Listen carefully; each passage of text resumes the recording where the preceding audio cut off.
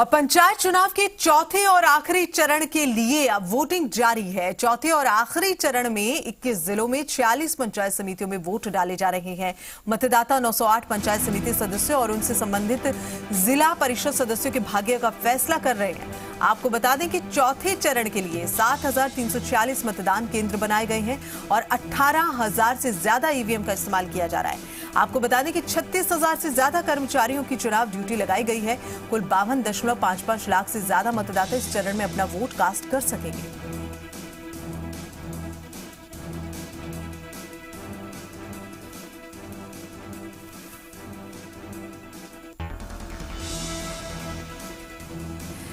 और उदयपुर से अविनाश और मनवीर हमारे साथ में जुड़े हैं, अजमेर से जुड़े हैं। दोनों हमारे रिपोर्टर्स हमारे साथ जुड़े हैं। ताजा अपडेट लेते हैं उनसे।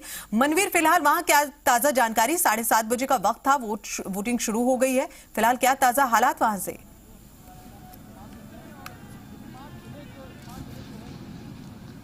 देखिए, वोटिंग जरूर शुरू हो गई है, लेकिन जो वोटिंग की रफ्तार है वो कहीं ना कहीं चिंता को बढ़ाने वाली है। और जिस तरीके से हमने देखा था कि पहले चरण का मतदान के बाद से ही लगातार मतदान का जो प्रतिशत है वो गिरता हुआ आ रहा है, और ऐसी स्थिति में ये चौथे और अंतिम चरण का मतदान आज यहाँ पर हो रहा है। लेकिन जो नज़ारे हैं वो बहुत ज़्यादा उत्साहित करने वाले नहीं हैं। चौथे चरण के बारे में अगर हम बात करते हैं तो अजमेर में आराई और किशनगढ़ पंचायत समिति के वार्डों के लिए चुनाव हो रहा है। साथ ही साथ जिला परिषद के वार्डों के लिए चुनाव आयोजित किया जा रहा है। आराई के 17 और किशनगढ़ के 19 वार्डों के लिए मतदान आज होगा, जिसमें 2,15,000 से अधिक मतदाता हैं। कुल जो मतदान केंद्र बनाए गए हैं वो 296 मतदान केंद्र बनाए गए हैं, जिसमें किशनगढ़ पंचायत समिति के 184 मतदान केंद्र और आराई के 112 मतदान केंद्र हैं। देखिए, सबसे बड़ी और महत्वपूर्ण बात यह है कि जो चिंता है वो इसी बात को लेकर के है कि मतदान का जो प्रतिशत है वो लगातार कम होता जा रहा है।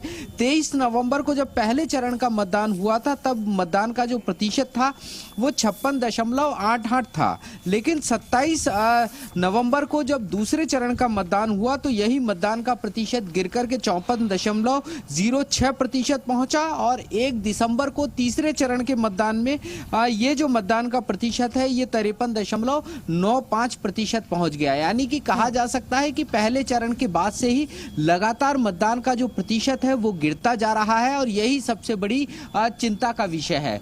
प्रशासन के द्वारा, निर्वाचन विभाग के द्वारा मतदाताओं को लगातार आगाह किया जा रहा है और ये आश्वासन दिया जा रहा है कि कोरोना का ये जो दौर है, इस दौर में मतदान को लेकर के उनको किसी भी तरह से डर नहीं रखना चाहिए।